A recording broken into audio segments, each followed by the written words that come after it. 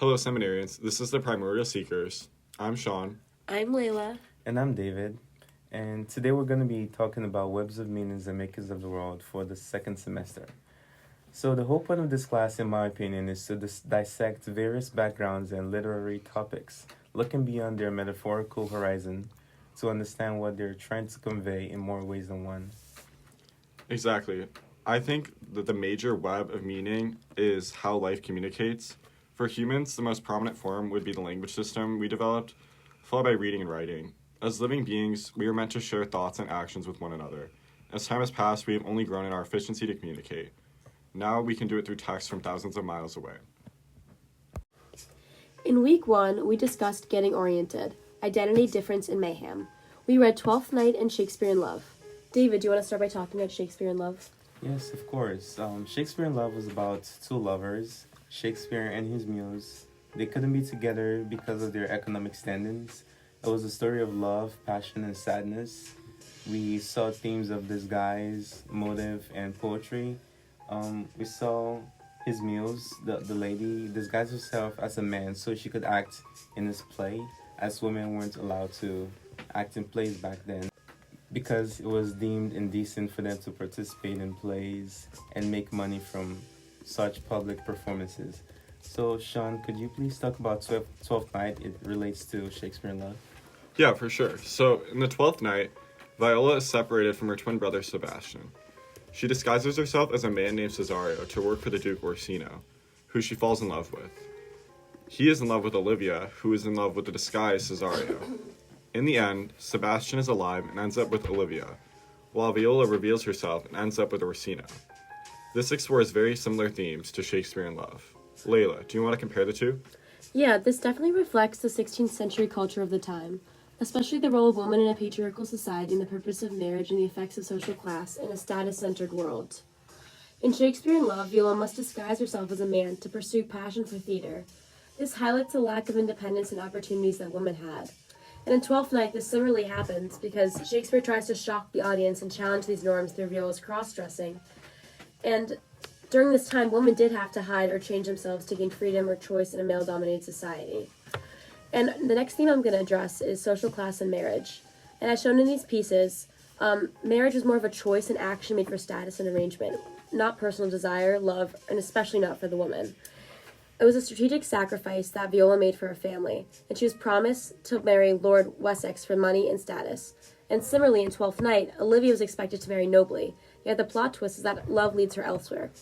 The context of these rigid standards adds to the effect that Twelfth Night has upon the readers. It was meant to shock them. Shakespeare took advantage of this, that any actions astray from the norm during the time were definitely seen as subversive and meant to shock. And what is seen as the bare minimum today, a woman that yearns for self-fulfillment and seeks love, would disrupt the expected social order of the time. In week 2, we discussed the East, the West, and in between, toward a different thinking.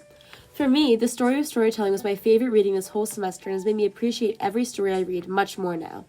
Before this class discussion, I feel like I've always viewed reading as another utensil to get information. But I'm realizing in today's world where there's a sea of information on the internet, Jaber highlights that there's much more to stories than just the content it conveys.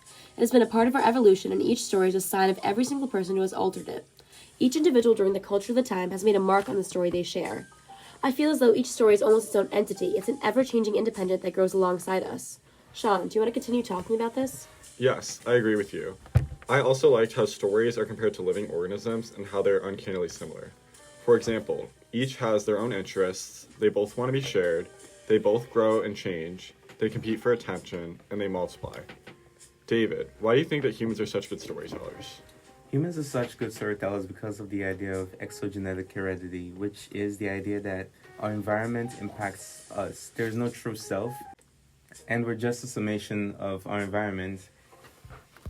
The Europeans weren't able to accept this fact about our past being like prelude to the present, and that's why they had problems with the East.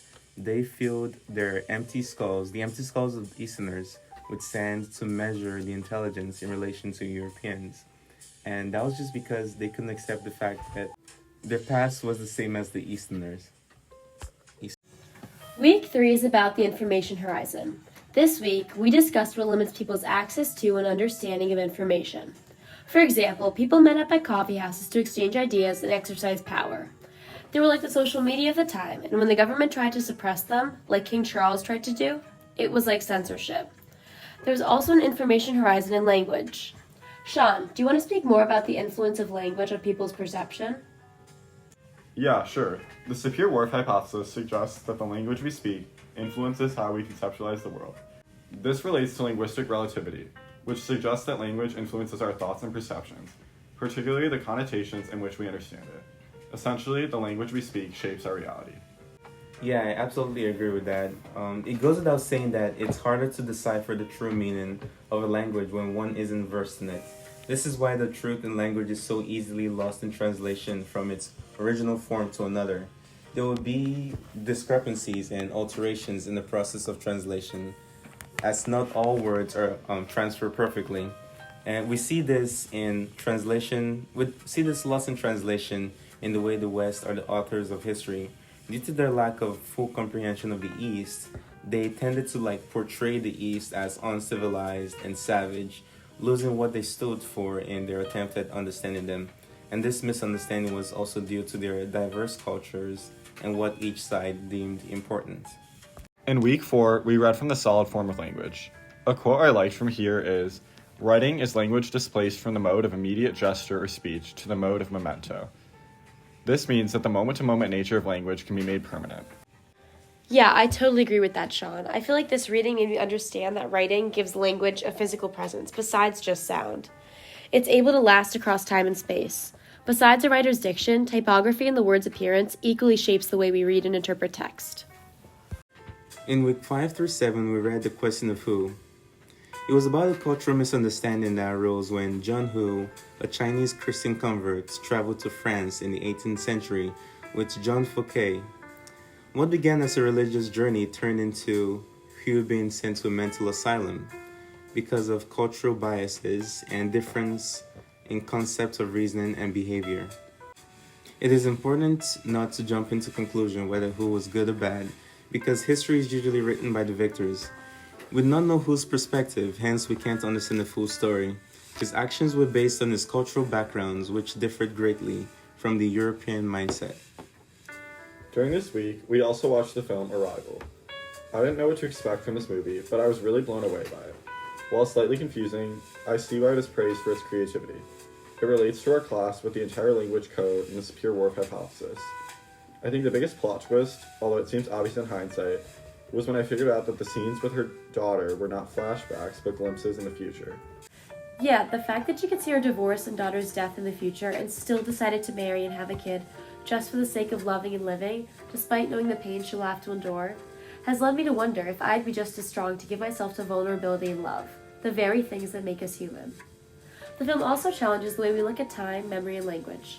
The nonlinear storytelling and constant flashbacks that end up being predictions heighten emotions, as future and present moments of joy and sorrow are alternated in a way that almost mirrors the cyclical nature of the alien language. Language can shape perception, and in this case, the alien language shaped Bang's perception of time. In week 6, we talked about the scientific method, and we read an article by Ginsberg which discussed his approach to epistemology, which is the study of how knowledge is acquired, classified, and valued. He talks about Morelli, Freud, and Sherlock Holmes and how they find clues that best suited their backgrounds and their needs. He challenges the scientific method of obtaining knowledge. He draws attention to another method called the conjectural paradigm, which is based off of seemingly insignificant details. He argues that knowledge is often constructed from indirect signs, especially in fields like history, psychology, and art. It's the clue-based method, and it's useful when direct observation is impossible. As an artist, Morelli argued that the small overlooked features are less likely to be consciously initiated by forgers. Sigmund Freud, a neurologist, also argued with Morelli, saying that human behavior contained hidden details that revealed deeper truths. So things like dreams, anxieties, slips of tongues uncovered some subconscious motives. Yeah, Sherlock Holmes uses this method as well. He is detail-oriented first, then builds up to the big picture. Handwriting analysts also follow this method, as they know what to look for, like a dotted I or slanted T that will reflect a person's tension or rebellion. Most people wouldn't even know where to start in comparing handwriting that mostly looks alike. Sean, do you want to share more about what handwriting shows about a person? Yeah, in class this week, someone said that handwriting can reveal a person's intellect. There's more complexity to this. Our writing can say a lot about how we think, but it is only one layer to who we are. Messy handwriting doesn't make someone a messy person. Online studies always want to make it seem like people who do X or Y are more likely to be Z. These studies never consider confounding variables or other reasons people could do what they do. In week 7, we talked about transcendence and translation, Earth and the firmament. We read Eating the Sun, and it was a book by Sanders which explored the idea that everything revolved around the sun figuratively and literally. Everything is connected as we all depend on each other, humans to plants, for survival, but we also depend on the sun for its energy. Could you please talk more about this, Layla? Yeah, this is one of my favorite texts. Since I was a kid, I've always wondered about what place humans hold in the universe. And it is so easy to feel minuscule and unimportant in such a large world. Eating the Sun talks about photosynthesis as a natural process that points beyond physicality, but to philosophy. We are connected to every other living being as we are all powered by the same star and made up of star matter. It is easy to feel purposeless, but as Eating the Sun has shown, everybody plays an important role as a part of something bigger. This week, we also discussed a song. That's right, Layla. Dr. Jensen gave us a song to analyze. Ours was titled King of Pain by The Police. The writers conveyed a sense of hopelessness and despair, seen most clearly through the lyric, "But it's my destiny to be the king of pain." Perhaps the writer is used to getting his hopes up. When he finally finds love, he wants to be positive, but ultimately believes it is destined to fail. This song displays the idea that it is easier to see pain and expect it than to foolishly believe that everything will work out. This week, we also discussed whether destiny is even real, or humans have free will. Sean, do you want to talk about this? Sure, I do believe that free will exists. First, I think that we have free thought, and with it, free intention. That doesn't mean we can do whatever we want, as humans have limitations. Ultimately, though, we have power over all of our thoughts and decisions. That is what I believe. A world without free will doesn't make sense to me. It's almost terrifying. If I'm not really making any of my own decisions, then what is the point of doing anything? What do you think, David? As scary as it is to believe free will does not exist, it's difficult for me to believe in free will as a fact because as much as we might want to believe it does exist and we do control our lives, our actions and opinions are shaped by our upbringings, experiences, and societal structures. We might be able to do whatever we want, but we're forced to act in a socially acceptable manner to avoid the consequences of our actions. Week 8 was centered around marvels and wonders and more. I led the class on Thursday of this week and found the Marco Polo and Utter East reading to be deeply connected to our overhanging theme of East versus West. Travel accounts during this time often described distant lands in terms that reflected Europe's own issues: decay, corruption, sexual deviance, violence, or even paradise. The foreign quote-unquote other became a foreign mystery that Europeans could use to talk about their own moral dilemmas. This would further deepen the enigma of the East and widen the imagined cultural gap between the culture of the East and West. This week, we also read the explorations of Marco Polo, and this book was one of the first publications that told people in detail about the workings of the East. Rustichello was the author that wrote about Polo's findings, and he did it with such detail and elaboration that it was hard for people to ignore. Although he made things seem more fantastic, I think that helped to almost convey the message more truthfully. It is what caught people's attention and led them to listen to these tales. He never lied, but tried to convey these distant stories as best as he knew how. Polo worked to write and transmit what ideas are important to him, so he only picked and chose the most shocking information. This also contributes to a greater rift between the perceived and reality of the East. His text described the East as vastly different from the Church's traditional worldview. Therefore, it did threaten the status quo. It contradicted European misconceptions that all non-Christian lands were barbaric or uncivilized, but the East's marvels and advancements were highlighted here, so it was clearly combated. This new information was considered a threat to power, and the ideology during this time was that curiosity was something to be looked down upon and avoided at all costs. The book caused controversy within the hierarchy of power, as the church and government seek to control the narrative of other cultures and remain a culture revered above all others, including the East. Week 9 was about worlds lost and a worlds gained, art and language. In this week, we watched Ways of Seeing, where Berger conveys the message that it is hard to convey the same message of an original work through reproduction. Commercialization of art is leading to the decay of its meaning. For example, a printed mural no longer has the history and context of the chapel it resided in, the texture of its paint, or the memory of the artist and brush that touched it. Art forms like language are ever-changing. They are living ecosystems that evolve with each person they touch, but we must be careful as we translate and reproduce it to ensure we recognize the value in the original. You know, Layla, I partially agree with this. But I do believe that with commercialization of art, it's nice for pieces to be accessible to the less fortunate groups that would otherwise not be able to travel to them. You know, this week we also visited the Racklin Murphy exhibit, All That You Touch, You Change. Sean, do you want to talk about that? Of course. To start, I thought that the work in the exhibits we saw was brilliant. I was mesmerized by Clarissa Towson's work, the intricate weaving, the double entendre of the Amazon, the terracotta replicas, and the dance presentations.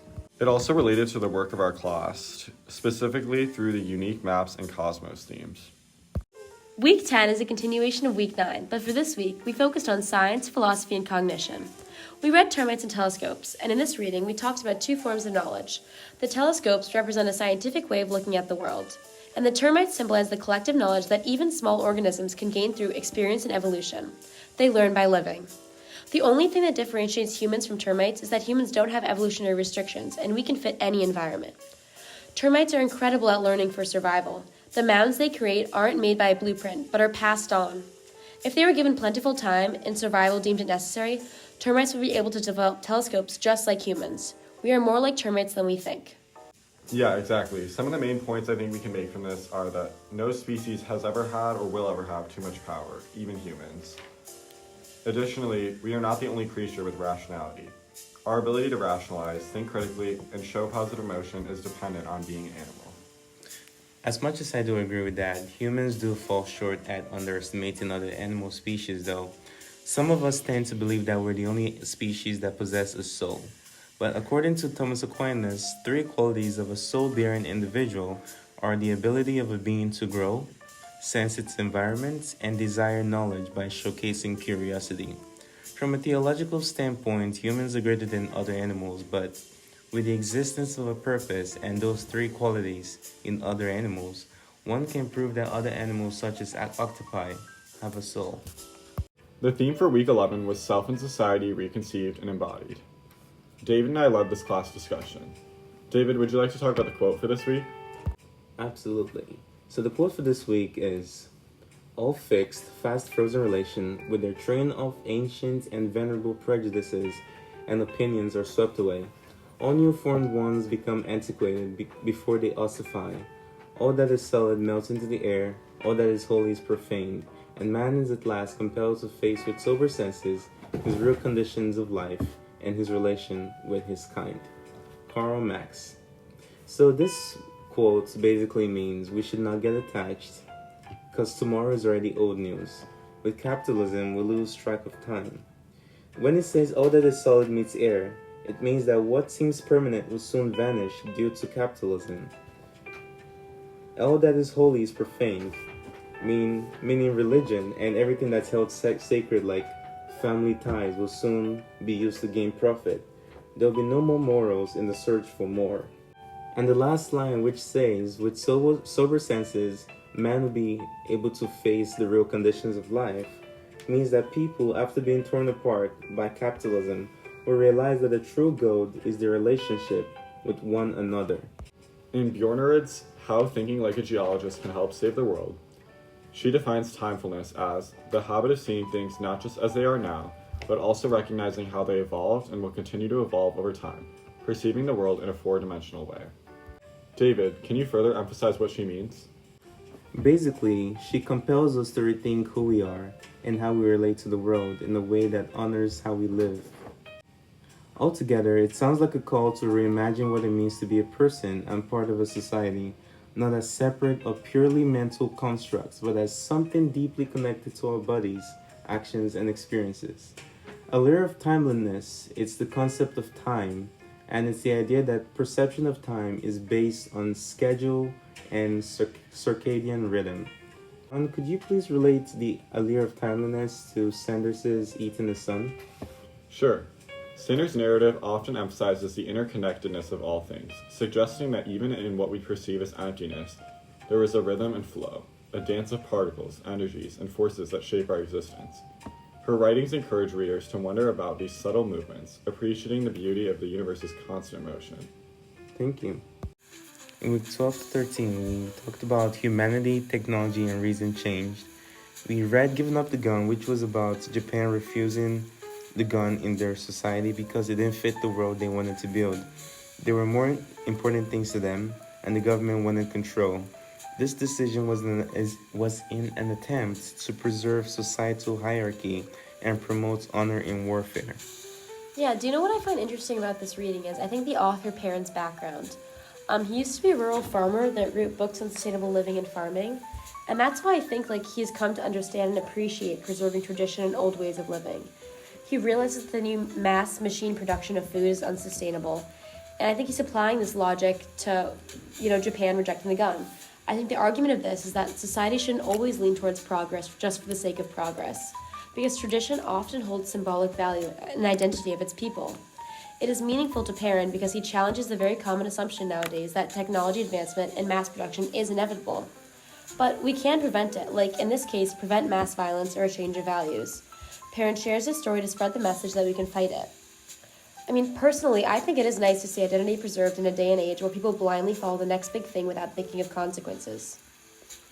I agree. I do think it is a nice gesture to preserve tradition, but in this case, it is over-controlling, and their choice to reject guns would likely set them back in warfare and make them appear weaker and more vulnerable in the eyes of other countries. After all, a sword can only do so much in a gunfight, even by a highly trained samurai. Week 14 is centered around humanities science and the survival of the humanities. A movie we watched for this week was The Lathe of Heaven. This was a science fiction about a man named George that has dreams that are able to alter reality. A psychiatrist tried to harness this power to have him solve world issues. However, he is unable to control the ripple effects, and quick fixes end up doing more harm than good. What I took away from this movie was that his power allowed him to bridge the gap between dreams and reality by removing the middleman or the human that has to choose to take action to make dreams affect real life. Although we often have good intentions, sometimes small actions can have large unintended consequences. You cannot fix humanity by force, and you cannot fix it alone. But sometimes you need to work slowly to make progress and accept that it is best that each individual human doesn't have total control. There is power in numbers. We each need to do our own part to make change with others, not utilize one person. We are defined in the context of a whole. Sean, do you want to speak more about this? Sure. So we also talked about Nora Bateson and her relationship with her father in the film How Gregory Bateson Thought. It focused on topics like epistemology, patterns, beauty, and relationships. What I learned from this is that we don't define or view things as a singular entity, but based on the relationships and in the context of a whole. Also, art is the most honest and pure form of communication. Finally, this film reinforced the common theme that words and actions have no meaning at all without context. Yes, the movie by Nora Bateson, How Gregory Bateson Thought, basically asked, how do you think? It compelled us to look at everything from another angle, because the major problem in the world was the difference between how nature works and how people thought. The function of a thing, according to this movie, is not what it is, but what it is in relation to. We are trained to attach meaning to something, according to the movie. The movie spoke on cybernetics, how different parts of a system connect together. The movie also talked about epistemology in contrast to how things just are. It talked about difference to identify contrast. It talked about double bind, patterns, and it also gave an example of how you cannot kiss the same person twice because we're constantly changing. It tells us how not allowing change is the perfect formula for obsolescence, and change is happening with or without our notice. To end the class in the week, we did some final reading on philosophy in the flesh. The three main points from this reading are that the mind is inherently embodied, thought is mostly unconscious, and abstract concepts are largely metaphorical. We talked about free will again and what Thomas Carlyle and Ralph Waldo Emerson believed. We hope you enjoyed and have a better understanding on all the main topics of this course. Thank you for listening to our podcast.